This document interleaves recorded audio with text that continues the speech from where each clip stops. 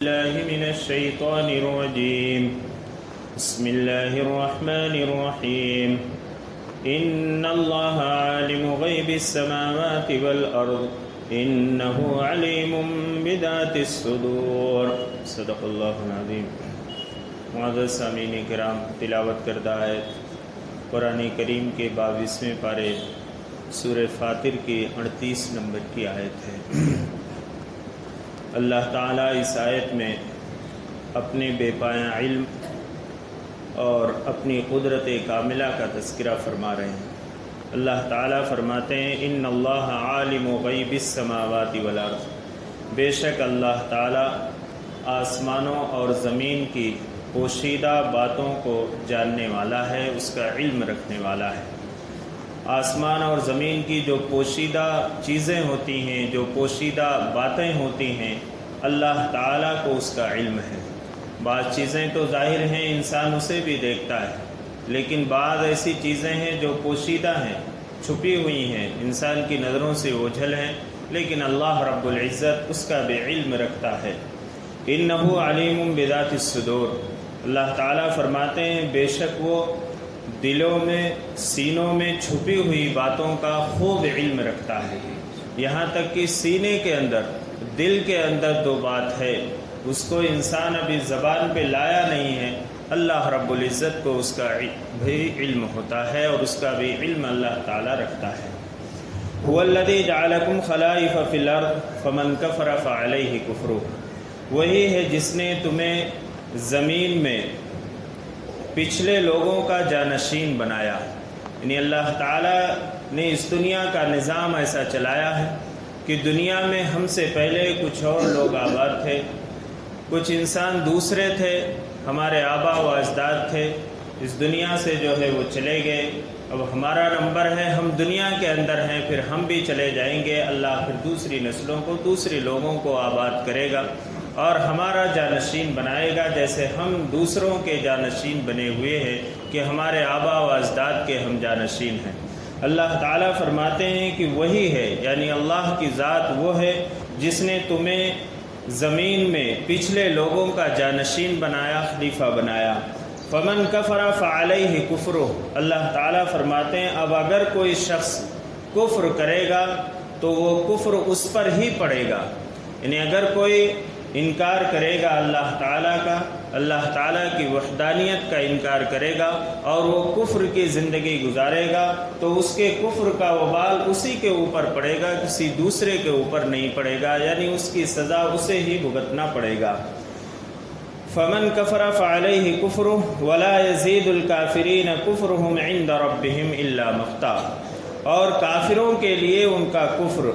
ان کے پروردگار کے پاس غضب کے علاوہ کسی اور چیز میں اضافہ نہیں کرتا۔ یعنی اگر کوئی شخص کفر کی زندگی گزار رہا ہے اور وہ کفر ہی پہ اڑا ہوا ہے تو اللہ کے غصے میں اضافہ ہوتا ہے، اللہ کے غضب میں اضافہ ہوتا ہے اس کے کفر کی وجہ سے۔ یعنی اگر کوئی شخص کافر ہے اور کفر پہ اڑا ہوا ہے تو اس سے اللہ تعالیٰ کا غضب اور غصہ اور بھڑکتا ہے۔ اسی طریقے سے اگر کوئی شخص مومن ہے اور وہ مومن بن کے زندگی گزار رہا ہے تو اس کے حق میں خیر ہی خیر ہے، اور جتنے دن وہ زندہ رہے گا اس کے نیکیوں میں اضافہ ہوتا رہے گا اور اس کی نیکیاں بڑھتی رہیں گی اور وہ اللہ کے ہاں مقبول ہوتا رہے گا۔ اس کے برخلاف کافر جب کفر کی زندگی گزارے گا اور جتنے دن وہ کفر کی زندگی میں اس دنیا کے اندر رہے گا، اللہ رب العزت کے غصے میں اضافہ ہی ہوتا رہے گا۔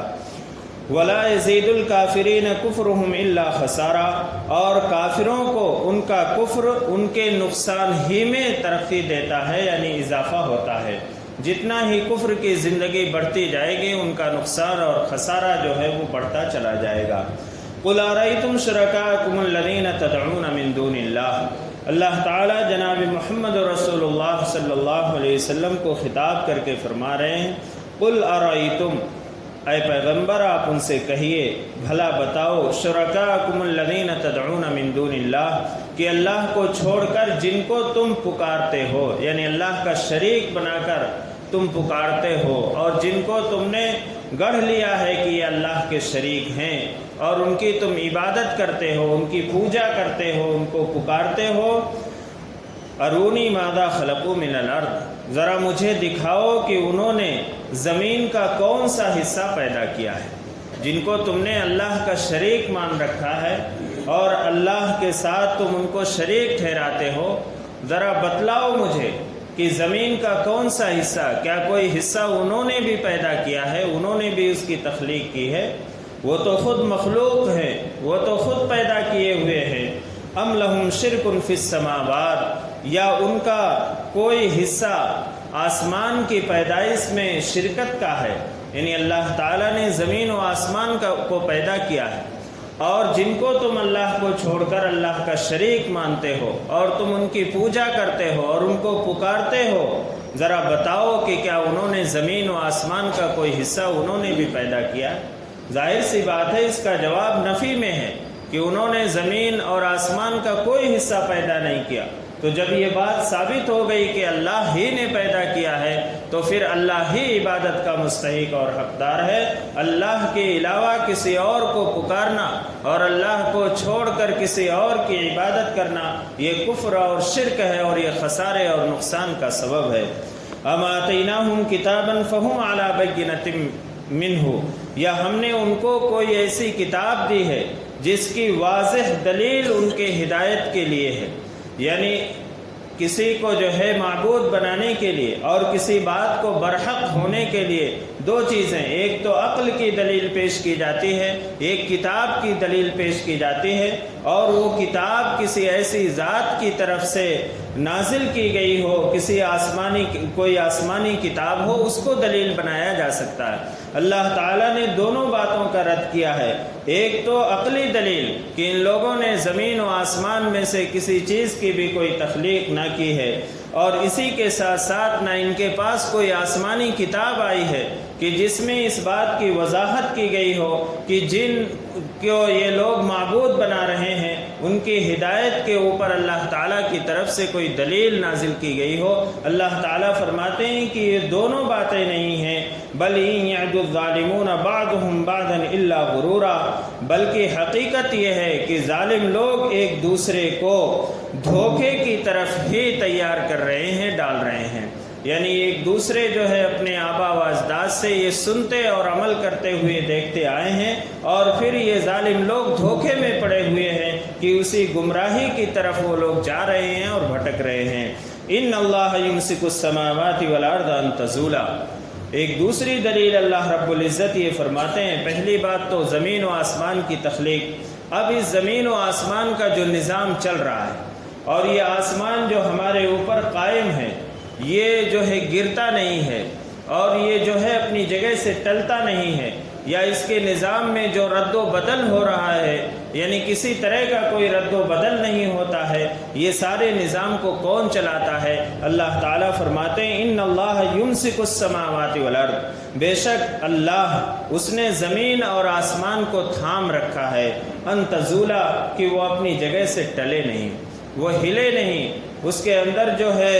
حرکت پیدا نہ ہو اس آسمان کے اندر۔ اللہ تعالیٰ فرماتے ہیں اس آسمان کو تھامنے والا کون ہے؟ اس آسمان کو تھامنے والا اللہ ہے۔ وَلَئِن زَالَتَا إِنْ أَمْسَكَهُمَا مِنْ أَحَدٍ مِّن بَعْدِهِ، اور اگر یہ ٹل جائے یعنی اپنی جگہ سے ہل جائے، ہلنے لگے، إِنْ أَمْسَكَهُمَا مِنْ أَحَدٍ مِّن بَعْدِهِ، تو اس کے سوا کون ہے جو اسے تھام سکے؟ یعنی اس آسمان کو روکنے والا اور تھامنے والا اللہ ہے، اور اگر یہ ہلنے لگے تو اللہ کے سوا پھر کوئی جو ہے اسے روک نہیں سکتا، کسی کے اندر کوئی طاقت اور قدرت نہیں ہے کہ اس آسمان کے ہلنے اور ٹلنے کو روک سکے۔ انہ کان حلیما غفورا، بے شک وہ بہت زیادہ بردبار، بہت زیادہ بخشنے والا ہے۔ یعنی اللہ تعالیٰ کا یہ حلم ہے، اللہ تعالیٰ کی یہ بردباری ہے کہ اللہ تعالیٰ انسانوں کے گناہوں پر اور انسانوں کی نافرمانیوں پر اللہ تعالیٰ صبر فرماتا ہے اور اللہ تعالیٰ ان کے گناہوں کو بخش دیتا ہے، ورنہ انسان کے گناہ اتنے بڑھ گئے کہ یہ آسمان جو ہے اپنی جگہ سے ٹل جائے، یہ زمین جو ہے ہل جائے اور زلزلے آ جائے، یہ پھٹ پڑے اور لوگ اس کے اندر سما جائے، لیکن اللہ تعالیٰ نے اپنی دو بڑی اہم صفتیں بیان فرمائی۔ ایک تو اللہ بہت زیادہ بردبار ہے، بہت زیادہ صبر کرنے والا ہے۔ اس روئے زمین پر اللہ کی دی ہوئی نعمتیں کھائی جاتی ہیں، استعمال کی جاتی ہے، اور اللہ کی نافرمانیاں کرتے ہیں، لیکن اللہ انہیں رزق دیتا ہے۔ اتنا اللہ تعالیٰ بردبار ہے، اتنا صبر کرنے والا ہے، غفورا، اور اسی طریقے سے اللہ تعالیٰ بخشنے والا بھی ہے، بہت زیادہ بخشنے والا ہے کہ اگر کوئی شخص سچی توبہ کر لے تو اللہ تعالیٰ اس کے نافرمانی اور گناہوں کو معاف فرما دیتا ہے۔ وَأَقْسَمُوا بِاللَّهِ جَهْدَ أَيْمَانِهِمْ لَئِنْ جَاءَهُمْ نَذِيرٌ لَيَكُونُنَّ أَهْدَىٰ مِنْ إِحْدَى الْأُمَمِ۔ جو کفار تھے، کفار مکہ، وہ لوگ جو ہے یہودیوں اور عیسائیوں سے کبھی جب گفتگو ہوتی تھی تو کہتے تھے کہ تمہارے پاس تو پیغمبر اور رسول بھیجے گئے، اگر ہمارے پاس کوئی رسول آئیں گے تو ہم ان پر اس طرح سے ایمان لائیں گے اور اتنی ہدایت قبول کریں گے کہ کسی دوسری قوم نے، دوسری امت نے اتنی ہدایت حاصل نہ کی ہوگی جتنی ہدایت ہم حاصل کریں گے۔ یہ گفتگو کے دوران کہا کرتے تھے یہودیوں اور عیسائیوں سے کہ تم نے اپنے رسولوں اور نبیوں کی قدر نہیں کی، ہمارے پاس اگر کوئی نبی یا رسول آئیں گے تو ہم تو اتنی ہدایت حاصل کریں گے کہ دوسری کسی امت نے اتنی ہدایت حاصل نہ کی ہوگی۔ لیکن جب محمد رسول اللہ صلی اللہ علیہ وسلم مبعوث ہوئے تو پھر ان کا معاملہ کیا ہوا؟ اللہ تعالیٰ فرماتے وَأَقْسَمُوا بِاللَّهِ جَهْدَ أَيْمَانِهِمْ، اور یہ لوگ اللہ کی بڑی زوروں کے ساتھ قسمیں کھایا کرتے تھے، قسمیں کھا کر کہتے تھے لَئِن جَاءَهُمْ نَذِيرٌ، کہ اگر ان کے پاس کوئی خبردار کرنے والا آیا، لَيَكُونُنَّ أَهْدَىٰ مِنْ إِحْدَى الْأُمَمِ، تو دوسری ہر امت سے ہم زیادہ ہدایت یافتہ اور ہدایت حاصل کرنے والے ہوں گے۔ یعنی اگر کوئی جو ہے نبی مبعوث ہوئے تو ہم ان پر اس طریقے سے ان کی باتوں پر عمل کریں گے کہ دنیا کی سب سے زیادہ ہدایت یافتہ امت ہم قرار دے دیے جائیں گے۔ فَلَمَّا جَاءَهُمْ نَذِيرٌ مَّا زَادَهُمْ إِلَّا نُفُورًا، اللہ تعالیٰ فرماتے ہیں پھر جب ان کے پاس خبردار کرنے والا یعنی پیغمبر آ گیا تو اس سے ان کی نفرت ہی میں اضافہ ہوا۔ یعنی جب محمد رسول اللہ صلی اللہ علیہ وسلم نبی رسول بنا کر بھیجے گئے تو اب یہ جو قسمیں کھا کر کہا کرتے تھے اس بات سے یہ جو ہے مکر گئے اور اس کا انکار کر بیٹھے، اور بلکہ ان کی نفرت میں اضافہ ہو گیا کہ یہ محمد رسول اللہ صلی اللہ علیہ وسلم سے ہی بڑی سخت نفرت کرنے لگے۔ اللہ تعالیٰ فرماتے ہیں استکباراً فی الارض ومکر السیء، اس کی وجہ یہ ہوئی کہ یہ زمین کے اندر تکبر اور گھمنڈ کے اندر مبتلا تھے، یعنی اپنے آپ میں جو ہے اپنے آپ کو بہت برتر سمجھتے تھے اور تکبر کے اندر پڑے ہوئے تھے۔ ومکر السیء، اور حق کے خلاف جو ہے بری بری چالیں انہوں نے چلنی شروع کر دی، یعنی اسلام کے خلاف اور محمد رسول اللہ صلی اللہ علیہ وسلم کے خلاف انہوں نے کیسی سازشیں کی اور کیسی بری بری چالیں چلی۔ لیکن اللہ تعالیٰ فرماتے ہیں وَلَا يَحِيقُ الْمَكْرُ السَّيِّئُ إِلَّا بِأَهْلِهِ، بری چال جو کوئی چلتا ہے تو وہ اس کی طرف ہی پلٹ کر اسے گھیر لیتی ہے۔ یعنی بدنیتی کے ساتھ اگر کوئی شخص کسی کے خلاف ناحق بری تدبیر کرتا ہے تو اللہ تعالیٰ فرماتے ہیں وہ بری تدبیر الٹی پڑ جاتی ہے اور اسی کو ہی اپنے گھیرے میں لے لیتی ہے۔ چنانچہ کفار مکہ نے جو محمد رسول اللہ صلی اللہ علیہ وسلم کے خلاف انہوں نے سازشیں کی اور اسلام کو دبانے کی کوشش کی، وہ ساری تدبیریں الٹی پڑ گئیں اور پھر مسلمانوں کو فتح حاصل ہوئی اور اسلام جو ہے دنیا کے اندر ترقی کیا۔ اللہ تعالیٰ فرماتے ہیں بدنیتی کے ساتھ کسی کے خلاف جو ہے ناحق بری سازش نہیں کرنا چاہیے۔ اگر کوئی شخص کسی کے خلاف ناحق بری سازش کرتا ہے، بدنیتی سے اس کا برا چاہتا ہے، اللہ تعالیٰ فرماتے ہیں وہ تدبیر الٹی پڑ جاتی ہے اور خود وہ بری سازش کے اندر گرفتار ہو جاتا ہے۔ اللہ تعالیٰ فرماتے ہیں فَهَلْ يَنظُرُونَ إِلَّا سُنَّةَ الْأَوَّلِينَ، تو کیا یہ لوگ اس کے سوا کسی اور دستور کے منتظر ہیں؟ الا سنت الاولین، جو پہلے لوگوں کے ساتھ ہوتا چلا آیا ہے۔ یعنی اللہ تعالیٰ کا ایک دستور ہے، اللہ تعالیٰ کا ایک طریقہ ہے کہ اللہ تعالیٰ جب کوئی قوم جو ہے اللہ تعالیٰ کی نافرمانی کرتی ہے اور اپنے رسول اور نبی کو جھٹلاتی ہے تو اللہ تعالیٰ کا ایک دستور یہ ہے کہ اس پر اللہ کا عذاب آ جاتا ہے۔ وہ اللہ کی پکڑ میں آ جاتے ہیں۔ اللہ تعالیٰ فرماتے ہیں یہ مکہ کے کفار کیا یہ کسی اور دستور کے منتظر ہیں جو پہلے لوگوں کے ساتھ ہوتا چلا آیا ہے؟ فلن تجد لسنت اللہ تبدیلا، حالانکہ بات یہ ہے کہ اللہ تعالیٰ کے دستور میں کوئی تبدیلی نہیں کی جا سکتی۔ ولن تجد لسنت اللہ تحویلا، اور نہ اللہ کے دستور کو جو ہے موڑا جا سکتا ہے، اس کو ٹالا جا سکتا ہے، اس کو پھیرا جا سکتا ہے۔ یہ اللہ کا جو دستور ہے، جو اللہ کا نظام ہے کہ اللہ رب العزت جب کوئی قوم نافرمانی ہی پہ اڑ جاتی ہے تو اللہ کی پکڑ اور اللہ کا عذاب اس پر آ جاتا ہے۔ اللہ تعالیٰ فرماتے ہیں یہ جو ہے بری بری چالیں چلنے والے کیا اس بات سے بے خبر ہو گئے؟ اللہ تعالیٰ فرماتے ہیں اولم یسیروا فی الارض فینظروا کیف کان عاقبۃ الذین من قبلہم، کیا یہ لوگ زمین میں چلے پھرے نہیں، یعنی دنیا میں ان لوگوں نے سفر نہیں کیا؟ فینظروا کیف کان عاقبۃ الذین من قبلہم، پھر وہ دیکھ لیتے کہ ان لوگوں کا انجام کیا ہوا جو ان سے پہلے تھے۔ یعنی اس کفار مکہ کیا دنیا کے اندر سفر نہیں کرتے ہیں؟ کیا دوسرے ملکوں کو نہیں جاتے ہیں؟ دیکھ لیتے کہ ان سے پہلے جو قومیں تھیں، جو امتیں تھیں، جنہوں نے اپنے رسولوں کو جھٹلایا تھا، ان کا حشر کیا ہوا، ان کا انجام کیا ہوا، کس طریقے سے ان پر اللہ کا عذاب آیا۔ وَكَانُوا أَشَدَّ مِنْهُمْ قُوَّةً، جبکہ بات یہ تھی کہ وہ قومیں ان سے زیادہ طاقت میں سخت ہیں، یعنی ان سے زیادہ ان کے اندر طاقت تھی، قوت تھی، لیکن کس طریقے سے وہ تباہ و برباد ہوئے، کس طریقے سے جو ہے وہ ہلاک ہو گئے اور اللہ کی پکڑ میں آ گئے۔ کیا یہ زمین میں چل پھر کر سفر کر کر دیکھتے نہیں کہ اور اس سے عبرت حاصل نہیں کرتے کہ اللہ نے ان کو کس طریقے سے عذاب کے اندر پکڑا؟ وَمَا كَانَ اللَّهُ لِيُعْجِزَهُ مِنْ شَيْءٍ فِي السَّمَاوَاتِ وَلَا فِي الْأَرْضِ، اور آسمان اور زمین میں کوئی چیز ایسی نہیں ہے جو اللہ کو عاجز کر سکے، یعنی اللہ کو روک سکے۔ اللہ کا عذاب نہیں آ رہا ہے تو یہ اللہ کی طرف سے ڈھیل ہے، یہ نہیں کہ اللہ عاجز ہو گیا ہے عذاب نہیں دے سکتا، ایسا نہیں۔ اللہ تعالیٰ فرماتے ہیں کہ زمین و آسمان میں کوئی چیز ایسی نہیں ہے جو اللہ کو عاجز کر سکے، اللہ کو روک سکے۔ اللہ کا جب فیصلہ آ جائے گا اور اللہ کی طرف سے جب وقت آ جائے گا تو عذاب آ کر رہے گا، اللہ کو کوئی چیز جو ہے عاجز نہیں کر سکتی۔ انہ کان علیما قدیرا، بے شک وہ علم کا بھی مالک ہے اور قدرت کا بھی مالک ہے۔ اللہ تعالیٰ جانتا بھی ہے اور اللہ تعالیٰ کو کسی کام کے کرنے پر پوری قدرت بھی حاصل ہے۔ اللہ تعالیٰ کو زمین و آسمان کی کوئی چیز عاجز نہیں کر سکتی۔ وَلَوْ يُؤَاخِذُ اللَّهُ النَّاسَ بِمَا كَسَبُوا مَا تَرَكَ عَلَى ظَهْرِهَا مِن دَابَّةٍ وَلَكِنْ يُؤَخِّرُهُمْ إِلَى أَجَلٍ مُّسَمًّى۔ اللہ تعالیٰ فرماتے ہیں اللہ تعالیٰ اگر اللہ تعالیٰ لوگوں کے ہر کرتوت پر پکڑنے لگے، یعنی جو انسان کا عمل ہوتا ہے اس عمل پر اللہ تعالیٰ اگر پکڑ کرنے لگے، ما ترک علی ظہرہا من دابہ، تو زمین کی پشت پر کسی چلنے والے کو نہیں چھوڑے گا، یعنی کوئی بھی دابہ کہتے ہیں جو پاؤں سے چلتا ہو، یعنی جاندار۔ یعنی اللہ تعالیٰ اگر لوگوں کی کرتوت اور ان کے اعمال پر پکڑ کرنے لگے تو اس روئے زمین پر کوئی بھی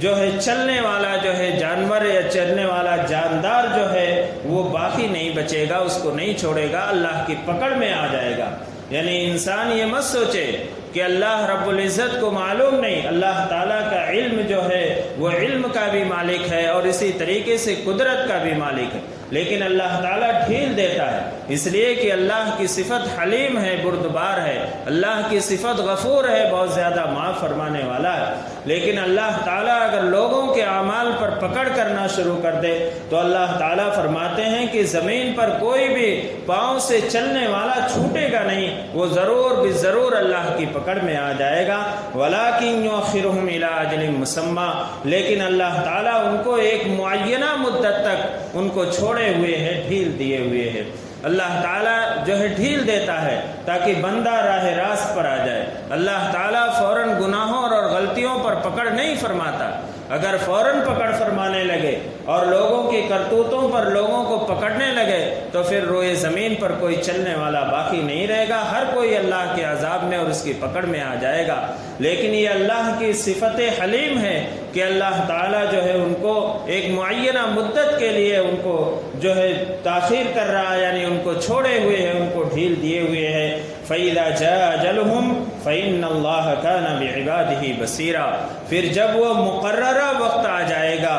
تو بس اللہ تعالیٰ اپنے بندوں کو خود ہی جو ہے دیکھنے والا ہے۔ یعنی جب مقررہ وقت، یعنی جس وقت تک اللہ تعالیٰ نے ڈھیل دے رکھی ہے، وہ وقت جب پورا ہو جائے گا اور وہ پکڑ کا وقت جب آ جائے گا تو اللہ تعالیٰ خود اپنے بندوں کی خبر لے لے گا۔ بصیر یعنی خبر لے لے گا، دیکھنے والا ہے یعنی ان کی خبر لے لے گا۔ تو اللہ تعالیٰ نے اس آیت میں خاص طور سے جو لوگ گناہوں کے اندر مبتلا ہوئے ہیں، پڑے ہوئے ہیں اور اللہ کی پکڑ نہیں آ رہی ہے، ان کو ڈرنا چاہیے کہ اللہ تعالیٰ کی طرف سے مہلت ملی ہوئی ہے کہ وہ راہ راست پر آ جائیں اور برے اعمال کو چھوڑ دیں۔ اللہ نے کچھ وقت کے لیے ان کو ڈھیل دے رکھی ہے، پھر جب وہ وقت پورا ہو جائے گا پھر وہ اللہ کی پکڑ سے نہیں بچ پائیں گے، اللہ تعالیٰ پھر اپنے بندوں کی خود ہی خبر لے لے گا۔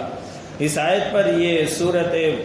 جو ہے مبارکہ مکمل ہو گئی، سورہ فاطر۔ اگلی جو صورت آ رہی ہے وہ سورہ یاسین ہے، اس کو انشاءاللہ آئندہ ہفتے شروع کریں گے۔ ان آیات میں خاص طور سے اللہ تعالیٰ نے اپنی قدرت کاملہ کا بھی ذکر فرمایا ہے، اور اسی کے ساتھ ساتھ جو لوگ اللہ کو چھوڑ کر کسی اور کی عبادت کرتے ہیں اور اللہ کا شریک مانتے ہیں، اللہ تعالیٰ نے ان کے باطل ہونے کی دلائل دی ہے۔ اور آخری آیت جو ہم سب کے لیے ایک عبرت کی آیت ہے کہ اللہ کی طرف سے اگر ہمارے گناہوں پر پکڑ نہیں آ رہی ہے تو ہمیں خوش نہیں ہونا چاہیے، بلکہ اللہ تعالیٰ کی طرف سے ایک مہلت اور موقع سمجھنا چاہیے اور اپنے آپ کو جو ہے اس گناہ سے جو ہے بچنا چاہیے اور راہ راست پر آ جانا چاہیے، ورنہ جب اللہ کی طرف سے پکڑ کا وقت آ جائے گا تو پھر اللہ خود اپنے بندوں کو دیکھ لے گا، اللہ جو ہے خود فیصلہ فرما دے گا۔ اللہ جو باتیں کہلوائی ہیں اللہ مجھے بھی اور آپ سب کو اس پر عمل کی توفیق عطا فرمائے، اور آئندہ جو صورتیں آ رہی ہیں ان صورتوں کو بھی پڑھنے اور اس کی ترجمہ اور اس کی تشریح کی ہم سب کو توفیق عطا فرمائے۔ الحمدللہ رب العالمین والصلاة والسلام علی سید الانبیاء والمرسلین محمد وعلی آلہ واصحابہ اجمعین۔ یا حی یا قیوم یا ودود یا ذو العرش المجید یا فعال لما یرید، یا رحم الراحمین، آپ رب العالمین ہیں، سارے جہان کے پالنے والے ہیں، آپ رحمان ہیں، بڑی بڑی خطاؤں کو معاف فرمانے والے ہیں، آپ رحیم ہیں، بار بار معاف فرمانے والے ہیں، آپ کریم ہیں، بلا استحقاق بہت ساری نعمتوں سے نوازنے والے ہیں۔ آپ نے ہمیں دنیا جہان کی بے شمار نعمتیں عطا فرمائی ہیں، ایسی ایسی نعمتیں عطا فرمائی ہیں جن نعمتوں کے ہم مستحق اور حقدار بھی نہ تھے، محض آپ نے اپنے فضل و کرم سے وہ ساری نعمتیں ہمیں عطا فرمائی ہیں۔ یا ارحم الراحمین، جہاں آپ نے ہمیں دنیا جہان کی نعمتوں سے سرفراز فرمایا ہے، وہیں ہم سب کو مغفرت کی تامہ نعمت سے بھی مالا مال فرما دیجئے۔ یا ارحم الراحمین، ہم سب کی مغفرت فرما دیجئے، ہم گنہگار خطاوار قصوروار بندے ہیں۔ یا ارحم الراحمین، ہم اپنے گناہوں سے توبہ کرتے ہیں۔ یا ارحم الراحمین، ہم سب کی مغفرت فرما دیجئے، ہم سب کے گناہوں کو معاف فرما دیجئے۔ یا ارحم الراحمین، جو بیمار ہیں انہیں شفائے کاملہ عاجلہ دائمہ مستمرہ عطا فرمائیے، جو پریشان حال ہیں ان کی پریشانیوں کو دور فرما دیجئے، جو ضرورت مند ہیں ان کی جائز ضرورتوں کی تکمیل فرما دیجئے۔ یا ارحم الراحمین، ہم سب پر رحم کا، کرم کا، عافیت کا، سلامتی کا، درگزر کا معاملہ فرمائیے۔ مسلمان جہاں کہیں بھی پریشان حال ہیں ان کی پریشانیوں کو دور فرما دیجئے۔ یا ارحم الراحمین، ہم سب کو حلال پاکیزہ روزی عطا فرمائیے، حرام کمائی سے، حرام آمدنی سے تا حیات ہم سب کی حفاظت فرمائیے۔ یا ارحم الراحمین، ہم سب کی روزی میں خوب خوب برکت عطا فرمائیے۔ یا ارحم الراحمین، جن گھروں کے اندر نوجوان بچے بچیاں ہیں جو نکاح کی عمروں کو پہنچ چکے ہیں، یا ارحم الراحمین ان کے لیے مناسب شرعی جوڑے کا انتظام فرما دیجئے۔ یا ارحم الراحمین، جن شادی شدہ لوگوں کی گود اولاد سے خالی ہے، یا ارحم الراحمین انہیں نیک صالح اولاد عطا فرما دیجئے۔ یا ارحم الراحمین، ہمارے عزیز و اقارب، ہمارے وہ رشتہ دار جو اس دنیا سے رخصت ہو گئے، یا ارحم الراحمین ان سب کی مغفرت فرما دیجئے۔ امت مسلمہ کے تمام مرحومین کی مغفرت فرما دیجئے۔ یا ارحم الراحمین، حضور اکرم صلی اللہ علیہ وسلم نے جن جن خیر کا سوال کیا ہم سب